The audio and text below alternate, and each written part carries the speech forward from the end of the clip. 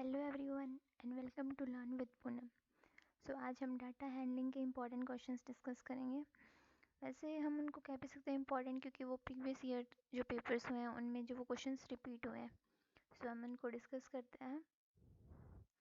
इन questions को आपको जो मिलेंगे ना आंसर्स, वो आपको ऐसे कंप्लीट एक्सप्लेन करके मिलेंगे। सो अगर किसी को भी थोड़ा बहुत भी कन्फ्यूजन होना तो वो उनको इस तरीके से डायरेक्टली भी आंसर पे जा सकता है। किसी की प्रैक्टिस हो और वो अगर प्रैक्टिस नहीं है तो वो उनको ऐसे फॉर्मूला लगा के भी सॉल्व कर सकते हैं।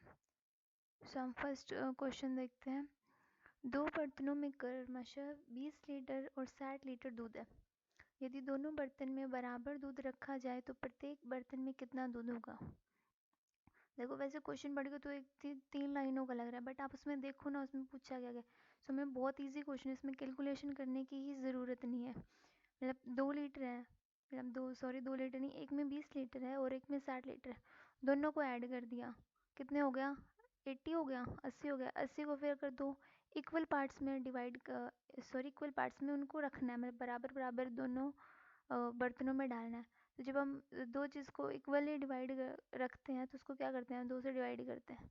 सो ऑब्वियसली 2 वन सा 2 फोर सा 40 लीटर हो गया। सो ये यहाँ का इसका ऑप्शन नंबर बी करेक्ट होगा। सो 40 लीटर्स। सो इसमें मतलब बस इस टाइप के डाटा हैंडलिंग है। ये जब एग्जाम में क्वेश्चंस आते हैं ना, वो इसी टाइप के आते हैं, बहुत नॉर्मली इजी क्वेश्चंस आते हैं। बट क्या है कि हम इतना लंबा चौड़ा 6-7 लाइनों का क्वेश्चन पढ़ के उसको वैसे देख के घबरा जाते हैं, बट उसमें ये नहीं पढ़ते उसमें पूछा क्या गया। इसमें नॉर्मली 3 लाइनों का क्वेश्चन है, बट इसमें सिंपली नॉर्मली इतना ही पूछा है, इन दोनों को प्लस करना है, 2 से डिवाइड करना है, वो इक्वल इक्वल दूध दोनों बर्तनों में आ जाएगा। नेक्स्ट क्वेश्चन देखते हैं। आशीष 3 क्रमागत दिनों में क्रमशः 4 घंटे, 5 घंटे और 3 घंटे पढ़ता है। उसके प्रतिदिन पढ़ने का औसतन समय क्या है। सो वही निकालना है। वो 3 घंटे पढ़ता, मतलब 3 घंटे, जैसे 3 इक्वल इक्वल पार्ट्स में पढ़ता था, तीनों को ऐड कर दिया और टोटल कितनी बार पढ़ता था, 3 3 मतलब 3 टाइम्स पढ़ता था, 3 टाइम्स पढ़ता था। और कितने दिन, 3 दिन थे टोटल। पढ़ाई में लगाया गया कुल समय और कुल दिनों की संख्या 3। इन तीनों को प्लस कर दिया, 3 से डिवाइड कर दिया, तो वो औसतन 4 घंटे प्रतिदिन पढ़ते हैं, यानी कि 4 आवर्स पर डे। सो इसका option number A is correct. एक बल्लेबाज ने 6 पारियों में निम्नलिखित संख्याओं में रन बनाए। अब ये टोटल रन्स दे रखे हैं कितने, एक पारी में उसके द्वारा बनाए गए रनों का माध्य होगा। सो क्या होगा, तो इसका अगर हम आंसर देखें तो कुल रन इतने हैं, तो इन सबको लिख लिया, फिर उनको ऐड कर दिया। सो कितना आया, 282। सो 282 आ गया, तो हमने 282 लिख दिया, माध्यम निकालना है। और टोटल कितने हैं कि जब 6 है तो 1 2 3 4 5 6 है, 6 से डिवाइड कर दिया तो आंसर आ गया 47। सो इसका ऑप्शन नंबर सी करेक्ट होगा। जो नेक्स्ट जो एग्जाम्पल्स या क्वेश्चन हम देखेंगे वो है, निम्न जानकारी का ध्यानपूर्वक अध्ययन करके प्रश्नों के उत्तर दीजिए। यानी कि हमें इन्फॉर्मेशन पहले से दी गई है, अब इस इन्फॉर्मेशन के हिसाब से हमें नीचे के क्वेश्चंस अटेम्प्ट करने हैं। तो इसमें 10 अध्यापकों की वर्षों की आयु इस प्रकार है, यानी कि एक स्कूल में 10 अध्यापकों की वर्षों में आयु इस प्रकार है। सो ये दे रखे हमें। सबसे बड़ी आयु वाले अध्यापक की आयु क्या है तथा सबसे छोटी आयु वाले अध्यापक की आयु क्या है। मतलब बहुत ज़्यादा इसको क्या बोले, बहुत इजी क्वेश्चन है। देखो इसमें ये हमें दे रखे हैं टीचर्स, तो इसमें पूछा कि भाई सबसे बड़ा कौन है। तो इसमें सबसे बड़ा हम देख सकते हैं कौन है। लाइक इसमें हमें ऑप्शंस भी दिए हुए हैं कि भाई एक तो सबसे बड़ा और एक सबसे छोटा। सो आई थिंक 54 इज सबसे बड़ी एज है इसमें, और 28 सबसे छोटी है। सॉरी 26 है सबसे, no no no no 23, sorry 23 सबसे छोटी है और 54 सबसे बड़ी है। So option number A is correct, क्योंकि सबसे बड़ी तो होगी 54 और सबसे छोटी होगी 23। सो देखो option number A is correct. Next question देखते हैं। अध्यापकों की आयु का परिसर क्या है। सो अध्यापकों की आयु है यानी कि उसमें से उसको हिंदी में बोलते हैं, परिसर को इंग्लिश में बोलते हैं एवरेज निकालना है हमें। तो एवरेज कैसे निकालेंगे, highest value minus lowest value, मतलब एच डोनेट करता है हाईएस्ट को और एल डोनेट करता है लोवेस्ट को। तो इसमें सबसे बड़ी कौन सी थी 54 जो हमने ऊपर वाले क्वेश्चन में देखा, और सबसे छोटी कौन सी थी 23। तो 54 माइनस 23 इज इक्वल टू 31। सो इसका ऑप्शन नंबर सी करेक्ट होगा 31। इन अध्यापकों की माध्य आयु क्या है। सो हमें इसका मतलब मीडियम निकालना है। सो कितने थे टोटल, कितने थे 1 2 3 4 5 6 7 8 9 10, यानी कि हमें ऐसे हमें पहले भी पता था 10 है बट हमने गिना है तो अब 10 थे। और टोटल कितने हैं, और टोटल भी 10 है। तो हम इन सब को ऐड कर दे के कितना आया 355, और टोटल कितने थे 10 थे। यानी कि टोटल नंबर ऑफ ऑब्जर्वेशन, यानी कि अगर हम इसका एक फॉर्मूले वे से देखें तो इसका फॉर्मूला होगा sum of sum of all total observation upon में total number of observation. So 350 divided by 10 is equal to 35। So इसका ऑप्शन नंबर सी करेक्ट होगा। निम्नलिखित संख्याओं का बहुलक होगा। सो समान मात्रा वाली संख्याओं को एक साथ व्यवस्थित करने पर हमें प्राप्त होगा। सो इसमें ज़रूरी नहीं है कि हमने असेंडिंग ऑर्डर में लिखा है, इसमें तो देखो असेंडिंग में लिखा हुआ है कि भाई पहले सबसे छोटा फिर उससे बड़ा और फिर सबसे बड़ा, लेकिन ऐसे नहीं होगा। हम इसको असेंडिंग के साथ साथ हम अगर चाहें तो हम इसको डिसेंडिंग ऑर्डर में भी लिख सकते हैं, क्योंकि हमें ये जो वैल्यू ना ये हमें पहले से गिवन होती है। अब हम इतनी वैल्यू के हिसाब से हमें आंसर फाइंड आउट करना है। तो इसमें तो असेंडिंग लिखा हुआ है, अगर हम करना चाहें तो डिसेंडिंग ऑर्डर में भी कर सकते हैं, यानी कि इसको उल्टा कर देंगे कि भाई पहले सबसे बड़ा फिर उससे छोटा और लास्ट में सबसे छोटा। तो इसमें निकालना तो इसका ऑप्शन नंबर ए करेक्ट होगा, क्योंकि देखो इसमें जो 1 नंबर है वो तो आ रहा है 3 बार, और जो 4 नंबर है वो आ रहा है 2 बार, और जो 3 नंबर है वो आ रहा है 1 बार, लेकिन जो 2 नंबर है वो 4 बार ही आ रहा है, यानी कि सबसे ज़्यादा रिपीट कौन सा हो रहा है, और 2 डिजिट रिपीट हो रहा है। तो इसका ऑप्शन नंबर ए करेक्ट है। टीमों के एक समूह में खेले गए फुटबॉल के मैचों में जीतने के अंतर गोलों में निम्नलिखित है। सो ये हमें गोल्स दी गए हैं। इन आंकड़ों का बहुलक होगा, यानी कि इसमें हमें एक टैली के फॉर्म में बताया गया, आप देख सकते हो। तो इसका टोटल इन्होंने यहाँ पे 40 बताया है, तो इसका ऑप्शन नंबर ए इस यहाँ पे करेक्ट होगा 2, क्योंकि 2 है ना वो देखो सबसे ज़्यादा बारी हो रहा है मैचों की संख्या। और इसमें ये इसको टैली बार बोलते हैं, इसको ऐसे बोलते हैं 1 2 3 4 और 5 इसके ऊपर। निम्नलिखित आंकड़ों का माध्यक होगा।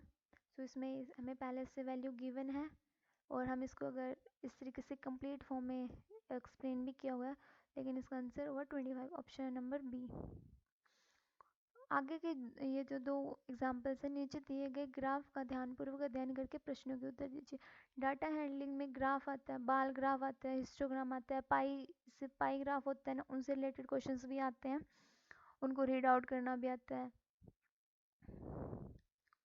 सो हम ये देखते हैं अधिकतम विद्यार्थियों ने कितने घंटे तक टीवी देखा, यानी कि इसमें यहाँ पे लिख रखा है प्रतिदिन टीवी देखने का समय घंटों में, यानी कि 1 घंटे 2 घंटे 3 घंटे ऐसे कर करके 7 घंटे। और विद्यार्थियों की संख्या बताई गई है कि जो बच्चा 1 घंटे टीवी देखता है ना, 1 घंटे टीवी देखने वाले बच्चे 4 हैं, ऐसे 2 घंटे देखने वाले 8 हैं, ऐसे 5 घंटे देखने वाले 32 हैं, ऐसे इसमें बताया गया है। तो इसमें पूछा कि भाई अधिकतम विद्यार्थियों ने कितने घंटे तक टीवी देखा, तो इसका ऑप्शन नंबर सी करेक्ट होगा 4 से 5 घंटे, यानी कि मतलब ज़्यादातर बच्चे मैक्सिमम जो स्टूडेंट्स हैं वो लगभग कितने कितने कितने घंटे टीवी देखते हैं, तो 4 से 5 घंटे देखते हैं मैक्सिमम बच्चे। 4 घंटे से कम समय तक कितने विद्यार्थियों ने टीवी देखा, यानी कि हमें उन बच्चों को देखने जिन्होंने 4 घंटे से कम टाइम टीवी देखा है। तो वैसे तो इसका आंसर 40 ऑप्शन नंबर बी होगा 34, और इसमें भी हम काउंट आउट कर सकते हैं ग्राफ देख के ग्राफ के क्वेश्चंस हो गए, हिस्टोग्राम के क्वेश्चंस हो गए, या पाई चार्ट रिलेटेड क्वेश्चंस हो गए, वो बहुत ज़्यादा इजी होता है क्योंकि हमें सारी इन्फॉर्मेशन दी गई है, बस हमें उसको आइडेंटिफाई करके आंसर से लिखने होते हैं। 4 घंटे से कम समय टीवी देखने वाले विद्यार्थियों की संख्या, वही हमने यहाँ पे क्या 34 है, तो इसका सॉरी ये तो वही सेम क्वेश्चन होगा क्योंकि इसका आंसर 34 है। नेक्स्ट क्वेश्चन देखते हैं हम। कितने विद्यार्थियों ने टीवी देखने में 5 घंटे से अधिक का समय व्यतीत किया, यानी कि हमें वो सारे स्टूडेंट्स फाइंड आउट करें जिन्होंने 5 घंटे से ज़्यादा टीवी देखा है। सो ऑप्शन नंबर सी, 14 बच्चे ऐसे हैं जिन्होंने 5 घंटे से ज़्यादा टीवी देखा है। ये देखो ये पाई चार्ट रिलेटेड क्वेश्चंस आ गए हैं 13 से लेके 15 तक। पाई चार्ट को ध्यानपूर्वक देख के अध्ययन करके उसके प्रश्नों के उत्तर लिखने की।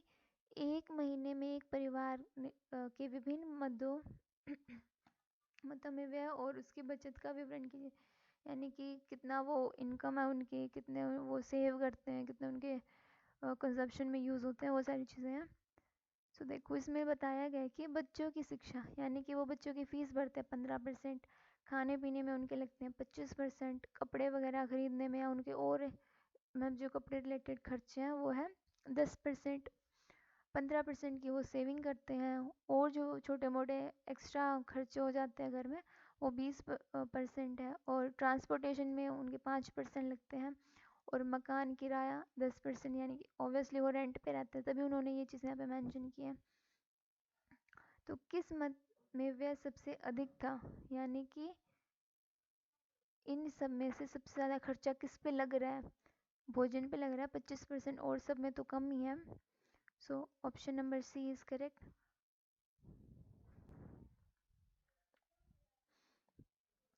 किस मद पर हुआ व्यय परिवार की कुल बचत के बराबर है, यानी कि अगर हम इसमें देखें इसमें बचत कितनी है 15% इसमें बचत है, और अगर हम इसमें देखें कि भाई बचत के बराबर कौन सी और उनके खर्चे हैं, तो बच्चों की शिक्षा भी तो 15% है, तो बच्चों की शिक्षा और बचत दोनों बराबर है। सो इसका ऑप्शन नंबर डी करेक्ट होगा। यहाँ पे बच्चों की शिक्षा भी 15% है, और जो और उनकी जो सेविंग्स है ना वो भी 15% है। यदि परिवार की मासिक बचत 3,000 रुपये है तो कपड़ों पर हुआ मासिक व्यय कितना होगा, यानी कि बचत उनकी 3,000 है तो उन पे निकालना है कि जो कपड़ों पे वो खर्चा कर रहे हैं वो कितना होगा। तो वो कितना करते हैं 15% उनकी, तो किन बचत उनकी 15% है तो वो 3,000 के बराबर है क्योंकि गिवन है, और कपड़ों पे वो 10% करते हैं, तो 3,000 अपॉन में 15 और किससे 10 से मल्टीप्लाई, तो आंसर आएगा 2,000। So option number C is correct, यानी कि जब उनकी बचत उस परिवार की बचत 3,000 है तो इस हिसाब से वो कपड़ों पे से हर महीना 2,000 रुपये खर्च करते हैं। तो ये तो हो गए डाटा हैंडलिंग के क्वेश्चंस जो कि इजी भी है, और मेनली एचटेट का जो पीआरटी लेवल का है वो इसी टाइप के क्वेश्चंस आते हैं। जनरल अवेयरनेस का जो एक उसमें टॉपिक बताया गया है 10 नंबर का आता है उसमें, या फिर एक क्वांटिटी एप्टीट्यूड है उसमें भी मे बी पता नहीं कौन सी उसमें कैटेगरी में इसको डालेंगे, बट क्वेश्चंस बस ऐसे आते हैं जो हमने ये 15 क्वेश्चन डिस्कस किए हैं, बस इसी लेवल के क्वेश्चंस आते हैं पीआरटी लेवल 1 में ओनली। सो होप आपको समझ में आ गया होगा कि डाटा हैंडलिंग के किस टाइप के क्वेश्चंस होते हैं। So thank you.